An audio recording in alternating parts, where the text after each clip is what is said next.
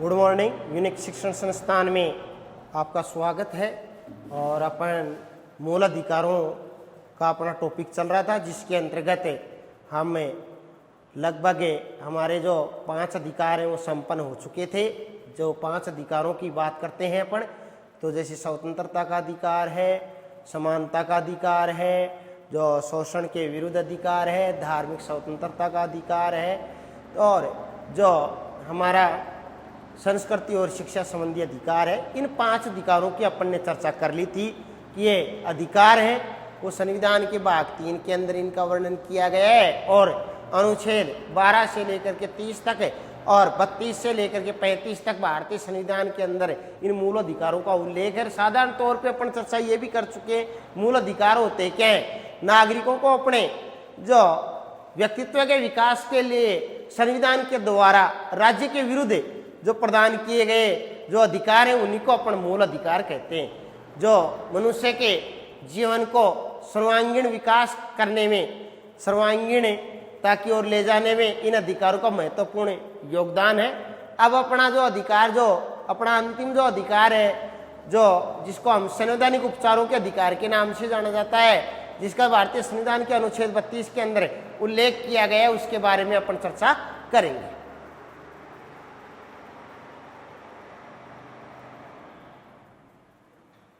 मौलिक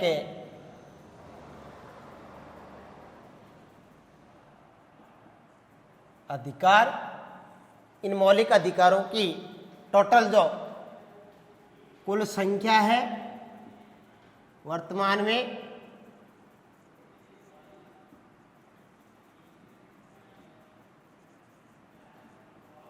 6 है। 6 में से हमने इनके 5 मौलिक अधिकारों की अपन चर्चा कर चुके हैं। हमारा 6वां जो मौलिक अधिकार है वो है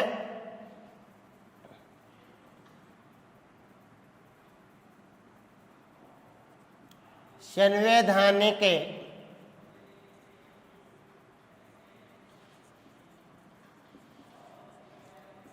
उपचारों का अधिकार।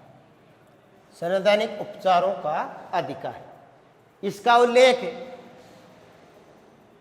इसका जो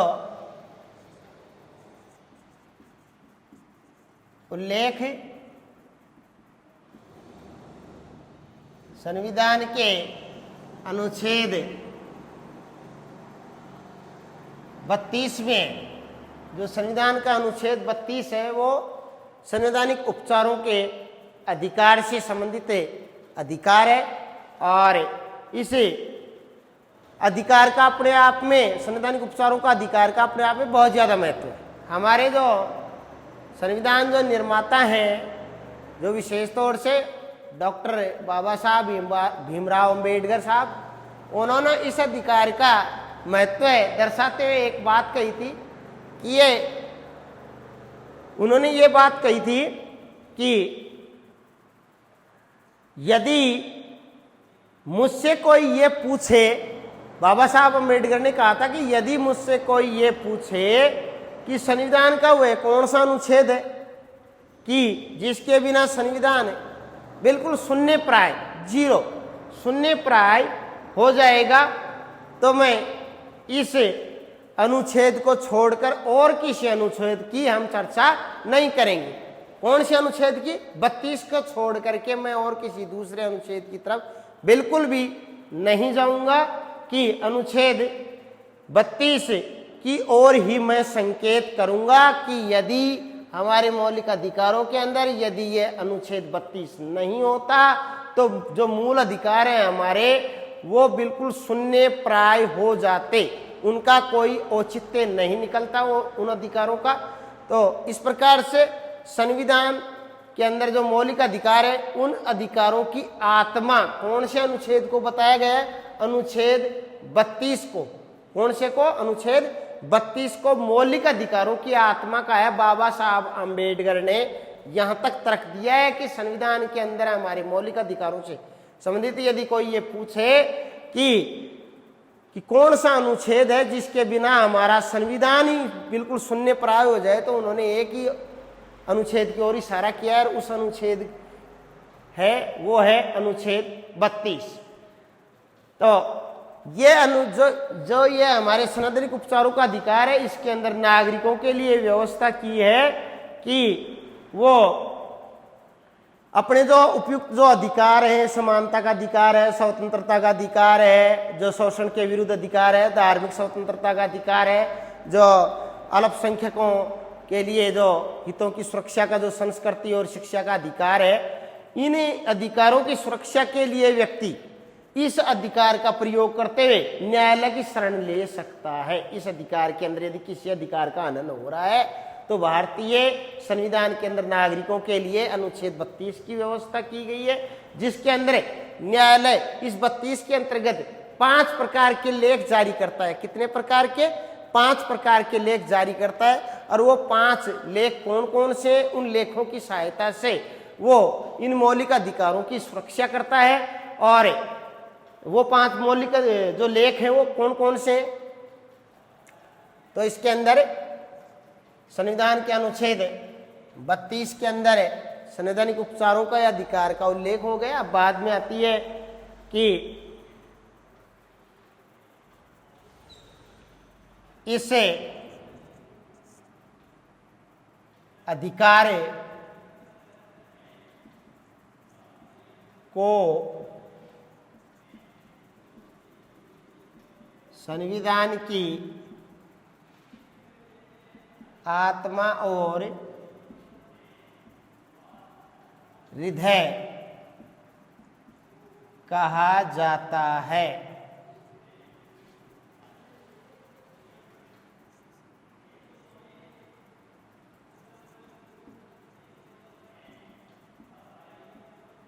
अंबेडकर, डॉक्टर भीमराव अंबेडकर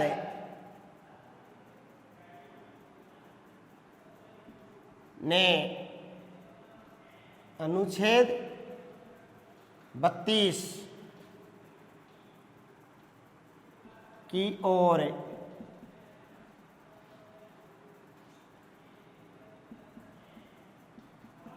विशेष डॉक्टर अंबेडकर ने अनुच्छेद 32 के महत्व की ओर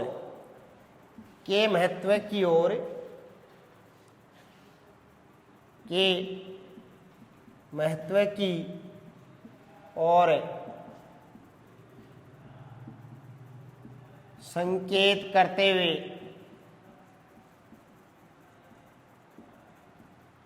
कहा कि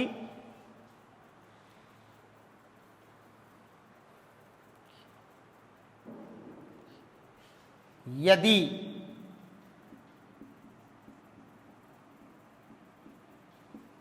मुझसे कोई यह पूछे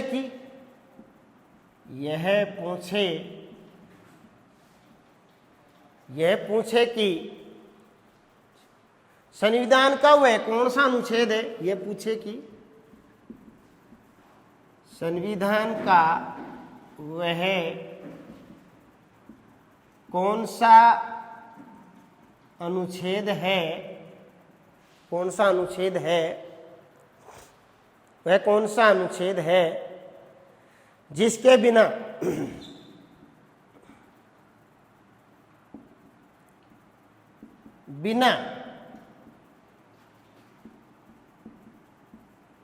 संविधान शून्य प्राय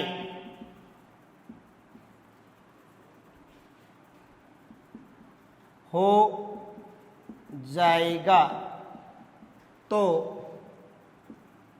मेरा संकेत अनुच्छेद 32 की ओर होगा। ये बात कही बाबा साहब भीमराव अंबेडकर ने।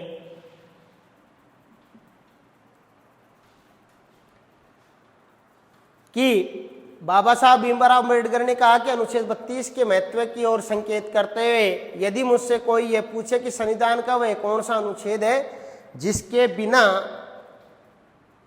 संविधान शून्य प्राय हो जाए, जिसके बिना संविधान शून्य प्राय हो जाएगा तो मेरा संकेत अनुच्छेद 32 की ओर होगा। अब बात करते हैं इसके अंदर नागरिकों के अधिकारों की सुरक्षा किस प्रकार से करता है। इसके अंतर्गत ये 5 प्रकार की रिटें दायर करता है। कितने प्रकार की? 5, जिनको हम 5 प्रकार के लेख भी बोल सकते हैं। वो 5 प्रकार की रिटें कौन कौन सी हैं?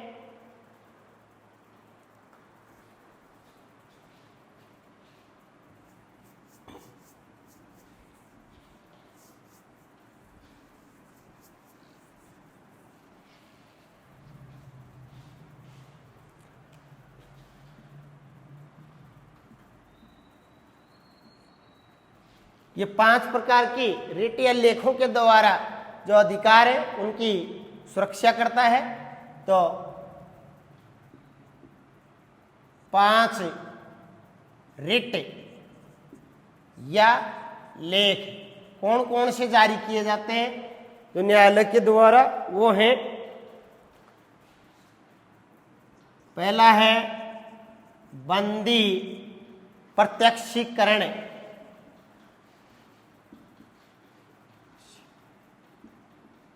बंदी प्रत्यक्षीकरण लेख। दूसरा लेख है पहला है बंदी प्रत्यक्षीकरण, दूसरा जो लेख है परमादेश,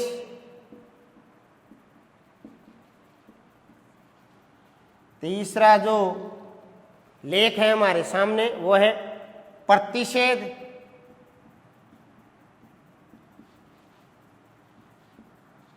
और चौथा हमारे सामने जो लेख निकल करके आता है वो है उत्प्रेषण लेख।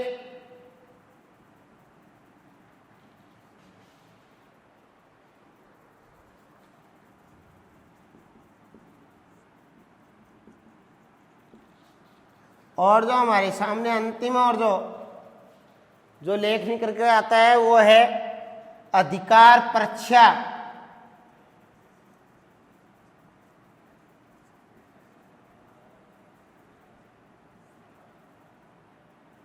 सबसे पहले हम बंदी प्रत्यक्षीकरण लेख न्यायालय के द्वारा जब जारी किया जाता है तो ये उस व्यक्ति की प्रार्थना पे जारी किया जाता है। जब यदि किसी व्यक्ति को बंदी बना लिया गया है तो न्यायालय के द्वारा इस लेख को जारी किया जाता है कि जिस व्यक्ति को बंदी बनाया गया है उसको निश्चित स्थान पर निश्चित समय में उसके सम्मुख पेश किया जाए, जिससे उसके बंदी बनाए जाने के कारणों को न्यायालय जान सके, वो वैध है या उसको अवैध बंदी बनाया गया। यदि अवैध बंदी बनाया गया है तो उसे तुरंत, तत्काल या तुरंत मुक्त करने का आदेश देता है। इस प्रकार से नागरिक के अधिकार की सुरक्षा करता है ये बंदी प्रत्यक्षीकरण लेख। तो इसमें साधारण शब्दों में कि इसके द्वारा न्यायालय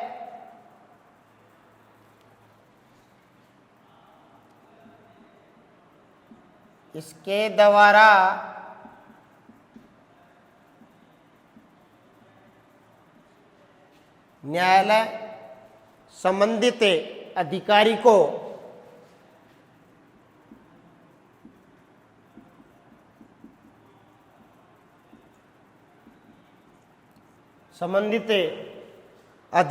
को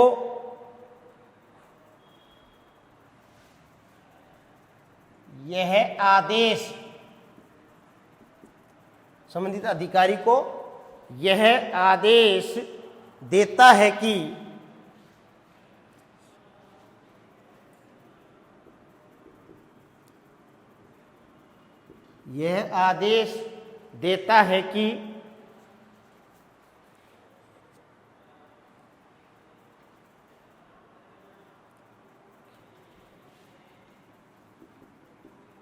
बंदी बनाए गए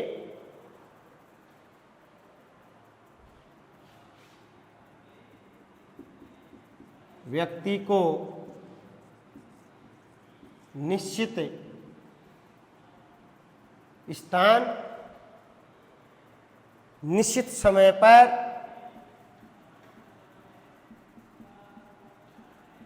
निश्चित समय पर, निश्चित स्थान और निश्चित समय पर निश्चित उद्देश्य के लिए, निश्चित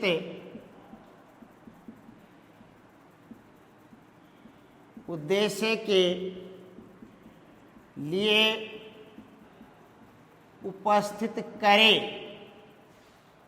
जिससे उपस्थित करे, जिससे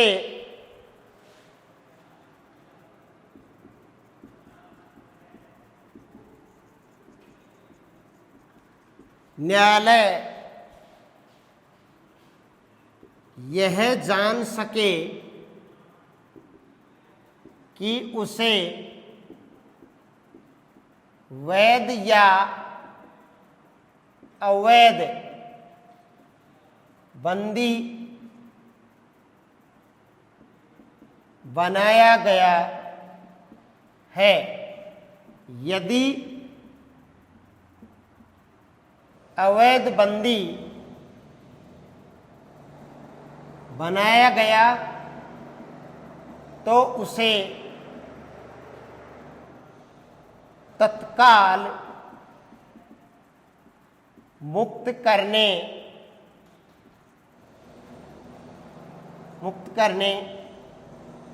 का आदेश जारी कर सके। इस प्रकार से किसी भी भारतीय नागरिक को यह संशय है जो उसको बंदी बनाया गया है तो उसकी सुरक्षा के लिए न्यायालय यह आदेश, इस आदेश के द्वारा उस व्यक्ति की सुरक्षा करता है कि संबंधित जिस अधिकारी ने उसको बंदी बनाया गया है और उसको यह आदेश जारी करता है कि उसको निश्चित समय पे, उस बंदी बनाए गए व्यक्ति को निश्चित समय पे, निश्चित स्थान पे और निश्चित उद्देश्यों को ध्यान में रखते हुए न्यायालय के सम्मुख पेश करे। जो उसको बंदी बनाया गया है उनके कारणों को जान सके न्यायालय, और यदि वो उचित है या अनुचित है, यदि अनुचित उसको बंदी बनाया गया है तो तुरंत उसको मुक्त करने का आदेश जारी करता है।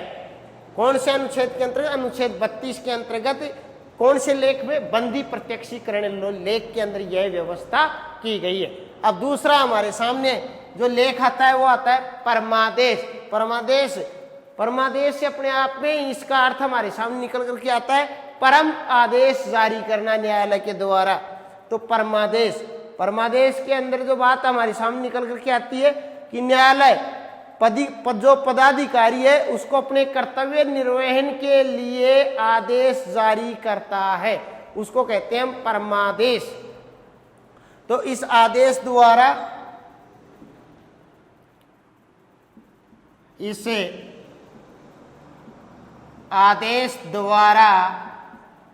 आदेश द्वारा न्यायालय पदाधिकारी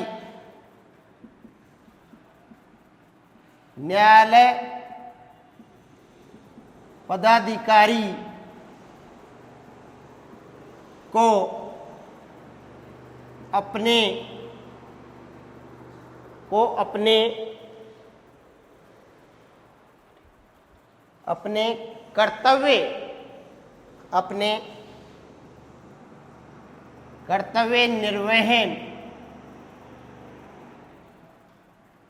कर्तव्य निर्वहन के लिए आदेश जारी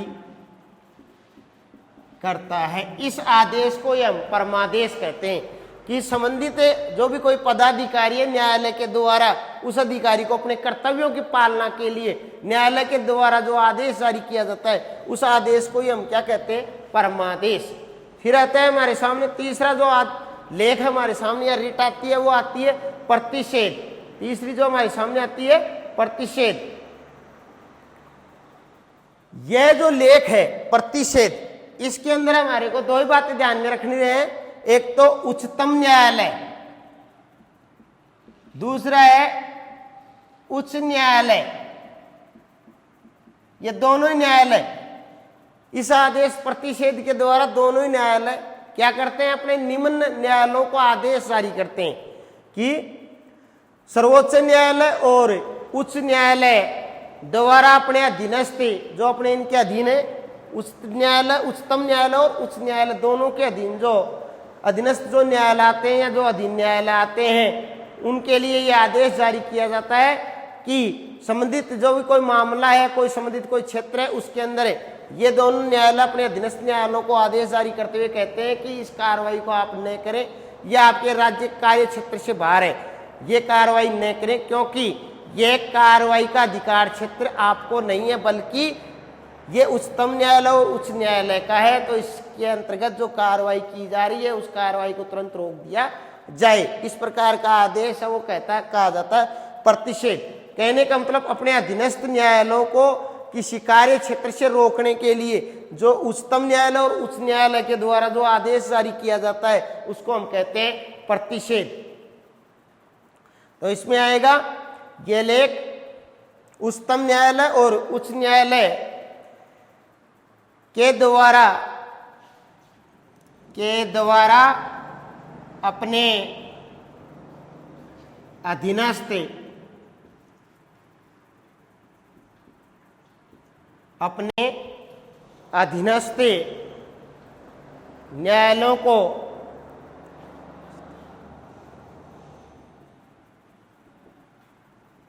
अपने अधीनस्थ न्यायालयों को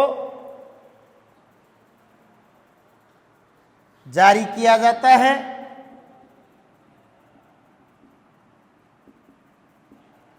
अपने अधीनस्थ न्यायालयों को जारी किया जाता है कि वे इस मामले में कार्रवाई न करें। किया जाता है कि वे इस मामले में कार्यवाही न करें, कि वे कार्रवाई न करें क्योंकि यह उनके अधिकार क्षेत्र से बाहर है, अधिकार क्षेत्र से बाहर है। इस प्रकार से यह प्रतिषेध तीसरा बंदी प्रत्यक्षीकरण, इसके अंदर संबंधित जो अधिकारी है उसको न्यायालय के सम्मुख जो बंदी बनाया गया है उसको नियत स्थान पे निश्चित समय में पेश करने के लिए जो न्यायालय के द्वारा आदेश जारी किया जाता है वो है बंदी प्रत्यक्षीकरण। परमादेश के द्वारा, इस आदेश के द्वारा न्यायालय क्या करता है, संबंधित जो अधिकारी है उसको अपने कर्तव्य पालना या कर्तव्य निर्वहन के लिए आदेश जारी करता है, वो होता है परमादेश। तीसरा होता है प्रतिषेध। इसके अंतर्गत जो उच्चतम न्यायालय और उच्च न्यायालय अपने अधीनस्थ जो न्यायालय हैं उनके लिए जो लेख जारी किया जाता है या जो रिट जारी की जाती है उसको हम कहते हैं प्रतिषेध। फिर आता है उत्प्रेषण लेख। चौथा जो बिंदु आता है वो है उत्प्रेषण। उत्प्रेषण के अंतर्गत इस लेख का उपयोग करके, इस जो उत्प्रेषण जो लेख है इसका उपयोग करके जो किसी भी विवाद को, जो कोई भी विवाद है, इस लेख का उपयोग करके किसी भी जो विवाद को, कोई जो मान लो कोई विवाद है, उस विवाद को निम्न न्यायालय से उच्च न्यायालय में भेजा जाता है। किसी भी इस लेख उत्प्रेषण लेख के द्वारा का उपयोग करके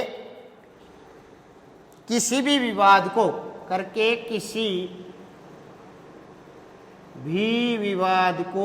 किसी भी विवाद को निम्न न्यायालय से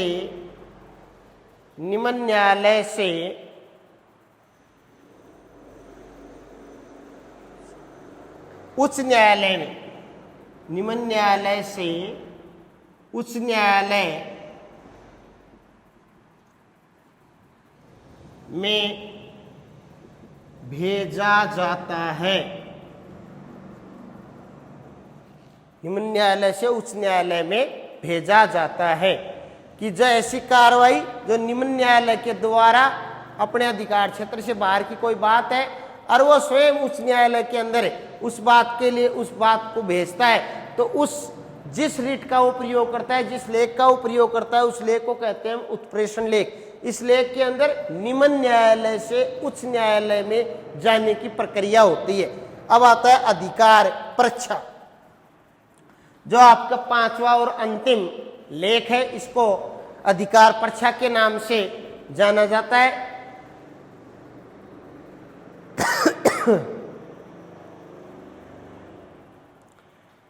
जब कोई व्यक्ति, इसके अंदर आएगा, जब कोई व्यक्ति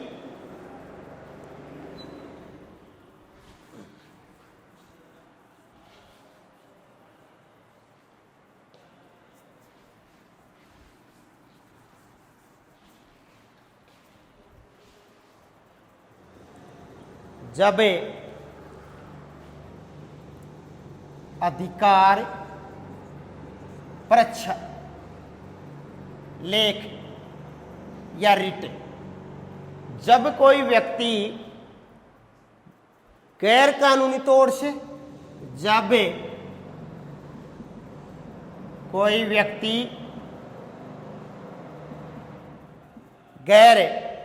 जब कोई व्यक्ति गैर कानूनी तौर पर, गैर कानूनी तौर पर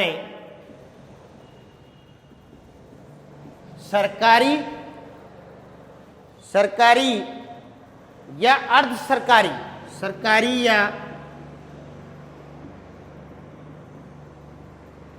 अर्ध सरकारी पद को संभालने का प्रयास करे,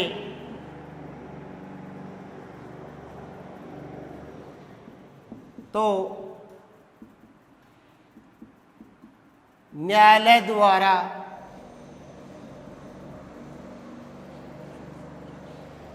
द्वारा पूछा जाता है कि, न्यायालय द्वारा पूछा जाता है कि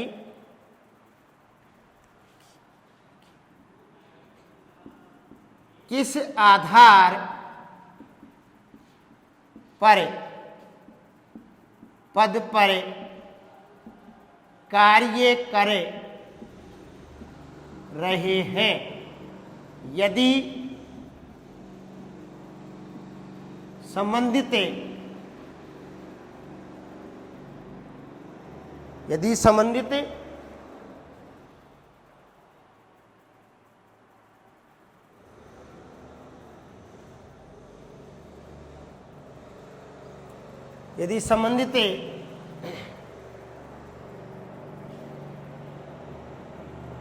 अधिकारी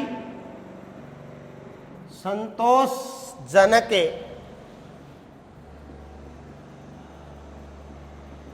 उत्तर न दे,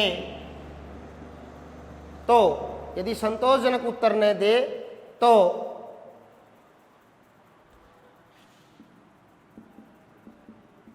न्यायालय द्वारा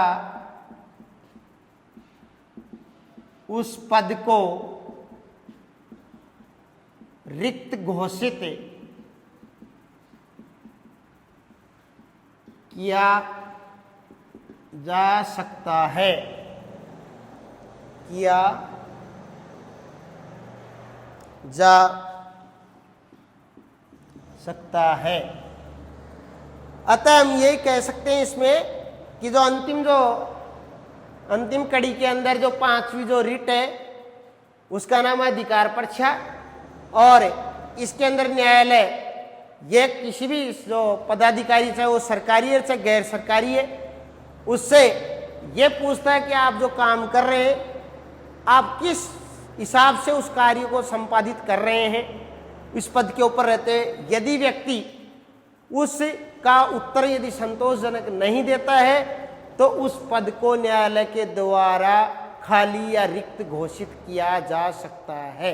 आप किस आधार पे इस पद के ऊपर कार्य कर रहे हैं, यदि उसका संतोषजनक उत्तर नहीं दे तो उसके लिए जो रिट जारी की जाती है उसको कहते हैं हम अधिकार परीक्षा न्यायालय के द्वारा, कि इसमें यह अतः इस प्रकार से हमने आज संवैधानिक उपचारों के अधिकार के बारे में चर्चा की, अनुच्छेद 32 के बारे में चर्चा की, जिसके अंतर्गत जो न्यायालय 5 प्रकार की जो रिटें जारी कर सकता है, लेख जारी कर सकता है। इस अनुच्छेद 32 को संविधान की आत्मा भी कहा गया है और बाबा साहब अम्बेडकर ने तो इसका बहुत ज़्यादा महत्व इसकी ओर संकेत किया है या महत्व की ओर इशारा किया है। और इसी के साथ में अपनी जो 5 रिटें हैं, जिसके अंतर्गत हमारी जो रिटें हैं, बंदी, प्रत्यक्षीकरण, परमादेश, प्रतिषेध, उत्प्रेषण और अधिकार परिचय, इन 5 रिटों के ऊपर चर्चा करने के बाद में हमारे जो 6 के 6 अधिकार हैं वो संपन्न होते हैं। और हम कल के लिए जो हमारा अगला जो बिंदु है, मूल अधिकारों के बाद में नीति निर्देशक तत्व के बारे में हम चर्चा करेंगे कि जो भारतीय संविधान के अंदर जो नीति निर्देशक तत्वों की जो व्यवस्था की गई है, किस प्रकार से की गई है और क्यों की गई है, इसके बारे में हम कल चर्चा करेंगे।